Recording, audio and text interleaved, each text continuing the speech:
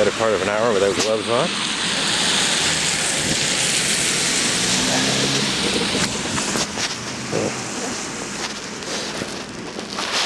Okay.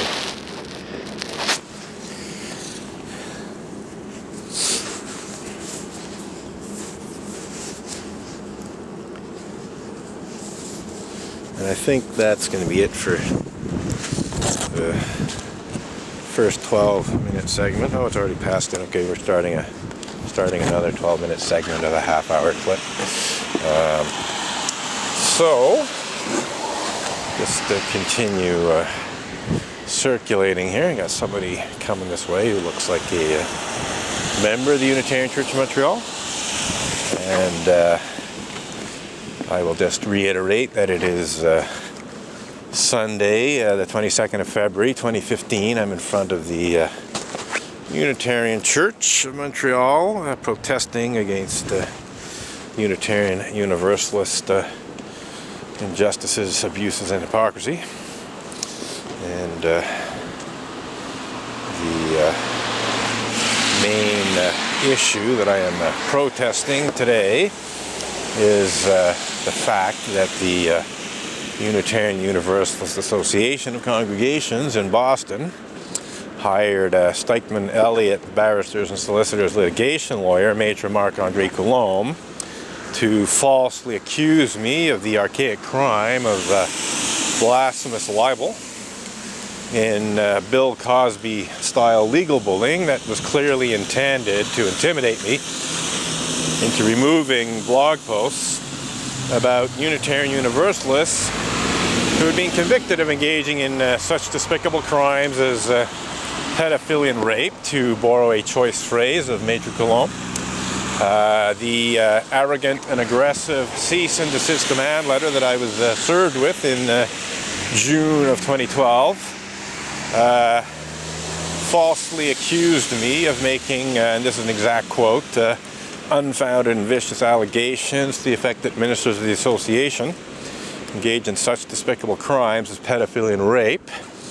And it went on to claim that these allegedly unfounded and vicious allegations about Unitarian Universalist pedophiles and rapists were defamatory, and that in fact they were so defamatory that they constituted the archaic criminal act of blasphemous libel against the Unitarian Universalist religious community. I presume. I mean, he accused me of blasphemous libel. He didn't specify exactly who I was blaspheming against. I suppose it's possible he meant that I was blaspheming against Unitarian Universalist pedophiles and rapists or something, but somehow I don't think that's quite what he meant. But that is actually the interesting thing about that whole blasphemous libel accusation. If one researches Canada's blasphemy law, which is incredibly vague in terms of how it's presented in the Canadian Criminal Code, it's basically not defined. It does not define what blasphemous libel is in the Criminal Code itself. You have to go to jurisprudence to find out, what blasphemous libel is. And essentially it is blaspheming against her.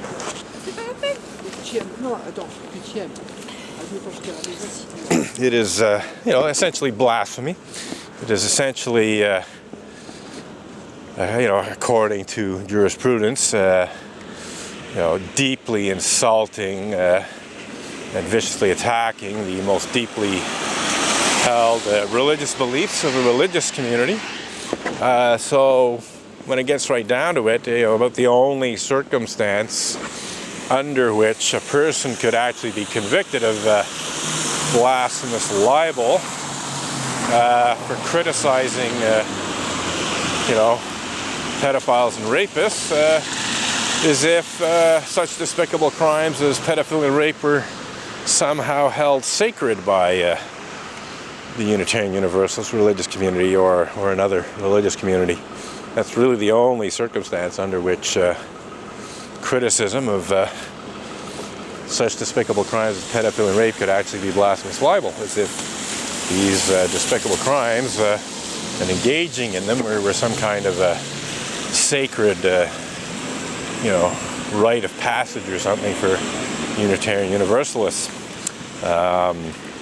So really quite ludicrous for the Unitarian Universalist Association to accuse me of blasphemous libel for any reason whatsoever, but it's especially ludicrous and especially shameful to do so for telling the truth about certain Unitarian Universalist ministers and Unitarian Universalist religious educators, say nothing of ordinary Unitarian Universalist lay people who were actually convicted of committing such despicable crimes as pedophilia and rape.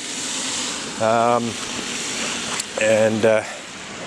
think on that note, we're going to probably wrap up this protest and wrap up this clip. But that's really what it comes down to here is the Unitarian Universalist Association totally betrayed Unitarian Universalist principles and purposes, but not only Unitarian Universalist principles and purposes, but Unitarian Universalist religious tradition and history in falsely accusing me of the crime of blasphemous libel in an effort to intimidate me into removing blog posts about Unitarian Universalists who were in fact convicted of engaging in such despicable crimes as pedophilia and rape. The fact of the matter is that Unitarians and Universalists have traditionally been opposed to blasphemy laws and the use or misuse thereof. And I think I should be very, very clear on the fact that what the Unitarian Universalist Association did in June of 2012 is an attempted misuse of blasphemy law. This is not a legitimate use of blasphemy law at all.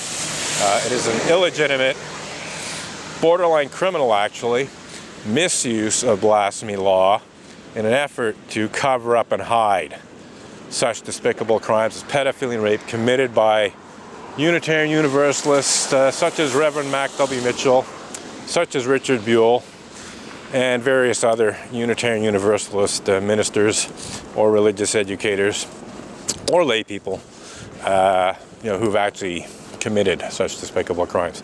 This is a perversion of justice, total misuse of blasphemy law, not even close to legitimate use of blasphemy laws. But this is the thing is, even if the Unitarian Universalist Association accused someone of blasphemy on a more legitimate basis, they would still be betraying Unitarian Universalist tradition, because the Unitarian Universalists and before that Unitarians and Universalists as separate denominations, Unitarians and Universalists have been accused of blasphemy in England, I think also in the United States, and so on.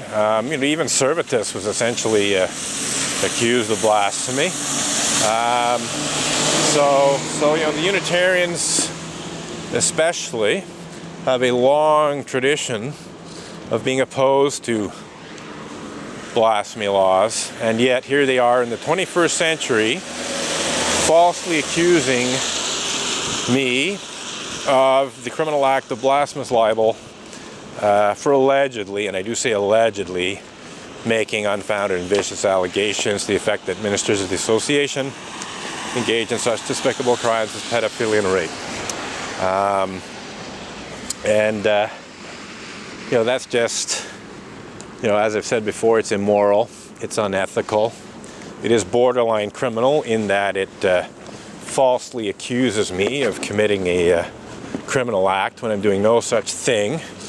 If the Unitarian Universalist Association tried to have me charged with the criminal act of blasphemous libel on the basis that is presented in Maître Marc-André Coulombe's cease and desist demand letter, I could basically come against the Unitarian Universalist Association and have the people responsible charged with the criminal act of public mischief, because it is a public mischief to bring a false criminal accusation against someone, to the police or prosecutors. So if they actually tried to have me charged with blasphemous libel on the false basis that I've made unfounded and vicious allegations about Unitarian Universalist ministers engaging in such despicable crimes as pedophilia and rape, then I would be in a position to have whoever was responsible for that charged with the criminal act of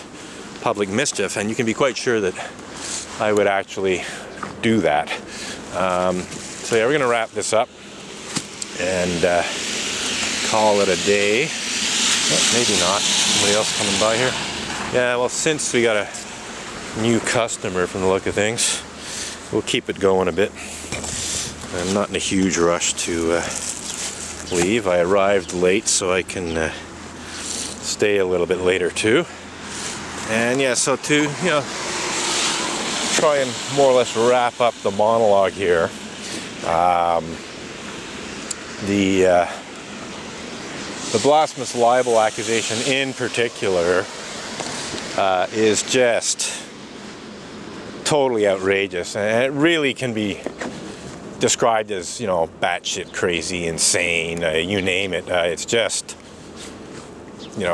beyond belief, to use a phrase that the UUA president, Reverend Dr. Peter Morales, likes to use, that, in the 21st century, Unitarian Universalists, and most ironically, atheist Unitarian Universalists, because the people most responsible for this false blasphemous libel accusation are almost certainly atheists. We're talking about UUA Executive Vice President Kathleen K. Montgomery, who is responsible for coordinating the work of the Unitarian Universalist Association's attorneys.